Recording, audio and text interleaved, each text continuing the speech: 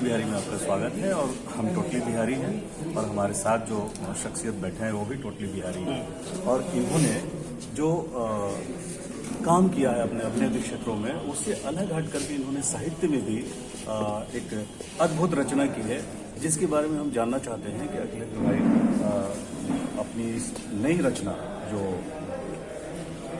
की है आपने कविताओं की, ये क्या है और इससे साहित्य में हम किस तरह से जो है देखेंगे। अखिलामृतम पुस्तक के नाम एक कविता संग्रह है। 25 कविताएं हैं, 23 हिंदी कविताएं हैं और 2 भोजपुरी कविताएं हैं।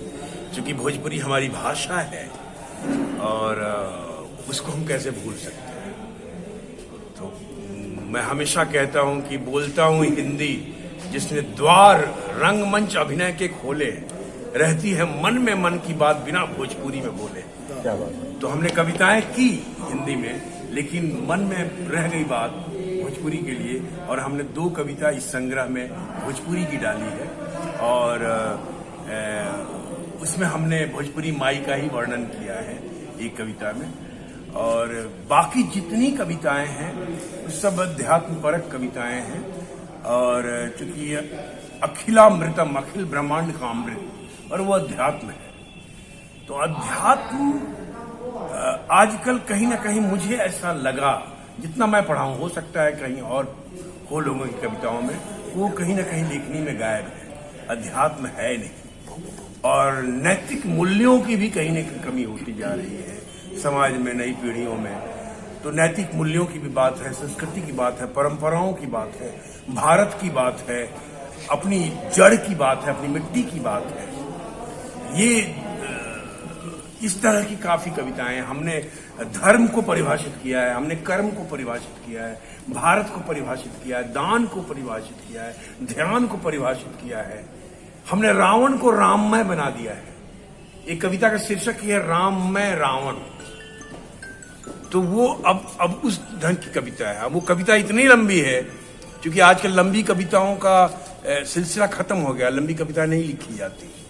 तो वो कविताएं उसका सिर्फ वाचन किया जाए राममय रावण का तो 43 मिनट का है। मतलब कोई भी एक्टर उस कविता का एकल प्रस्तुति 1 घंटे का कर सकता है। वो इस तरह की कविता है। जैसे कि सुनने में आया, शब्दों के महत्व को आपने अपनी कविता में दर्शाया है कि शब्दों का कितनी शक्ति है, कितना ताकतवर है। हाँ। कि शब्द से ही सब है, पूरे ब्रह्मांड में शब्द ही है। तो वो शब्द की परिभाषा हमने की है, उसको परिभाषित करने की है कि शब्द क्या है, और शब्द ही शिव है, और शब्द नहीं तो सब शव है। क्योंकि हमारे भीतर जो गुंजमान है, हम सबके भीतर, वो शब्द ही है। वही तो ब्रह्म है, वही ब्रह्मनाद है, वही अनाहत है, वही अनहद नाद है, वही कण कण में विद्यमान है, और उसी से सृष्टि का निर्माण है। अच्छा अखिलेंद्र भाई, मैं ये जानना चाहता हूँ कि इस कविता में इतनी शब्दों पे इतना ध्यान दिया गया है कि आप थिएटर बैकग्राउंड रहा है, तो इस पुस्तक में छपी आपके द्वारा रची गई रचनाओं से थिएटर आर्टिस्टों को मुझे ऐसा लगता है कि बहुत लाभ मिलने वाला है। बहुत ये मैं आपको बताऊं कि ये मैंने ध्यान में रखकर ये पुस्तक की रचना की है कि हमारे थिएटर के एक्टर्स, जो अपकमिंग एक्टर्स जो सीखना चाहते हैं या जो सीख रहे हैं और जो कर भी रहे हैं, उनके लिए भी, क्योंकि एक तो हिंदी के उच्चारण में फंस जाते हैं, विशेषकर फिल्मों में, टेलीविजन में जो आर्टिस्ट आते हैं, थिएटर से नहीं जुड़े हैं, उनको कई शब्द मालूम नहीं है, उच्चारित नहीं कर पाते। तो उच्चारण के लिए भी, चूंकि पूरी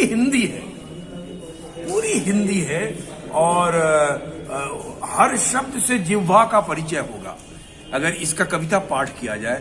ऐसे भी एक्टर्स के लिए कविता पाठ बहुत अनिवार्य है। एक्टर जितना ज्यादा कविता पाठ करेगा, उसको उतना सुर का, राग का, ताल का, लय का ज्ञान होगा, वो लयबद्ध होगा।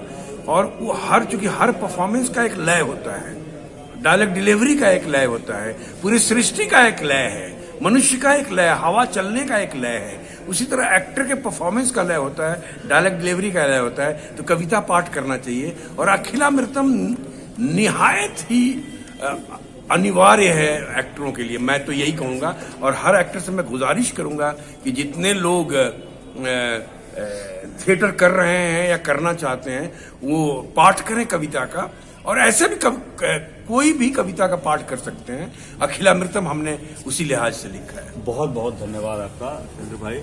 जैसे कि आप लोगों ने सुना, इस बिहार की भूमि से इस प्रतिभाशाली व्यक्तित्व को आप लोग इस माध्यम में भी जानेंगे, साहित्य के माध्यम से। आपका बहुत बहुत धन्यवाद। अगली बार फिर मिलते हैं किसी नए शख्स से। धन्यवाद। मैं भावनादेश से आग्रह करूंगा कि श्री चंद्रभूषण राय जी को प्रतीक चिन्ह और अंगवस्त्र दे करूंगा। साहित्य सम्मेलन जैसी जगह पे जहाँ की हमारे सारे पूर्वज यहाँ इस समय उपस्थित हैं, मैं सबको प्रणाम करता हूँ, सारे अपने पूर्वजों को प्रणाम करता हूँ, आज की पीढ़ी को प्रणाम करता हूँ, हमारे बाद की पीढ़ी को प्रणाम करता हूँ। बहुत आस्तिक हूँ, हर बात में शिव आ जाते हैं, हर काम उन्हीं से शुरू करता हूँ। ये पुस्तक इनफैक्ट लॉकडाउन की देन है।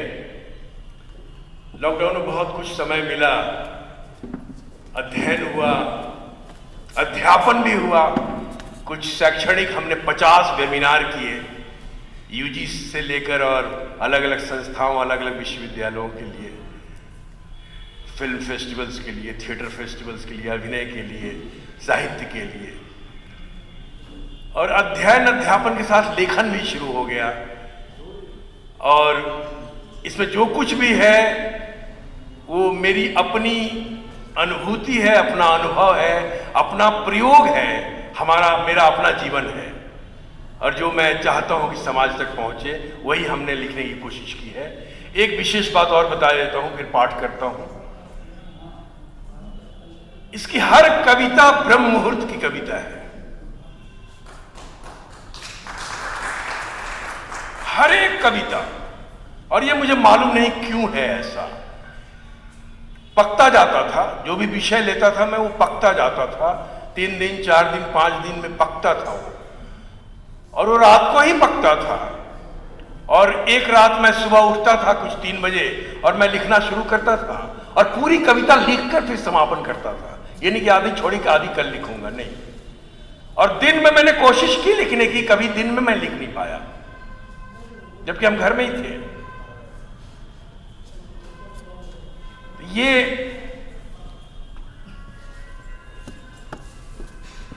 इस जैसा कि बताया गया कि 25 कविताओं का संग्रह है, ये 23 कविता हिंदी में है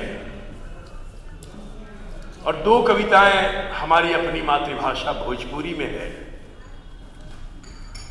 आधार तो वही है, अपने मां को कैसे भूलूं।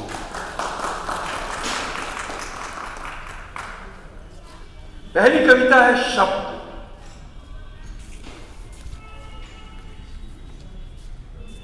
हमारी सारी कविताएं अध्यात्म परक हैं।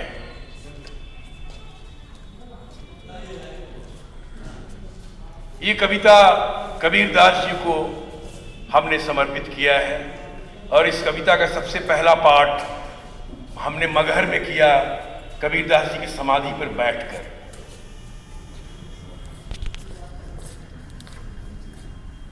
कबीर पूछत है कौन करत है सबद संवाद। कबीर पूछत है कौन करत है सबद संवाद। कौन करत है? साध पहले शब्द को, करो साधना शब्द की, बिना अर्थ जाने मत कर शब्द का उच्चार। बिना अर्थ जाने मत कर शब्द का उच्चार। साध पहले शब्द को, करो साधना शब्द की। शब्द से बनी भाषा, भाषा से शब्द नहीं के सब शव हैं।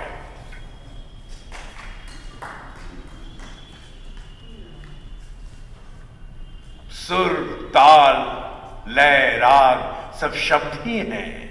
सुर लगावत, राग छेड़त, ताल पे थिरकत, लय पर नाचत शब्द ही है। शब्द स्वयं गीत है, स्वयं गाता है, स्वयं बजाता है। शब्द स्पंदन, शब्द है कंपन।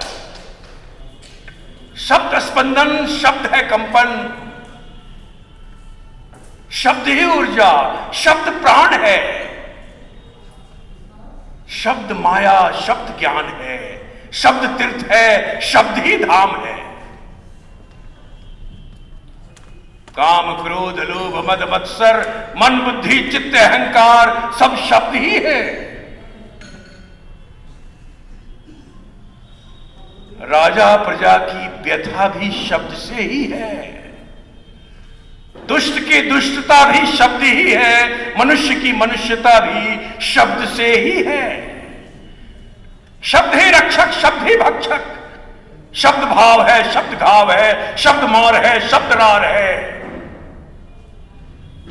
शब्द श्रृंगार है, शब्द संहार है। शब्द दंड है, शब्द उदंड है। शब्द पाखंड है, शब्द घमंड है। शब्द प्रचंड है, शब्द से ही बना खंड और पिंड है।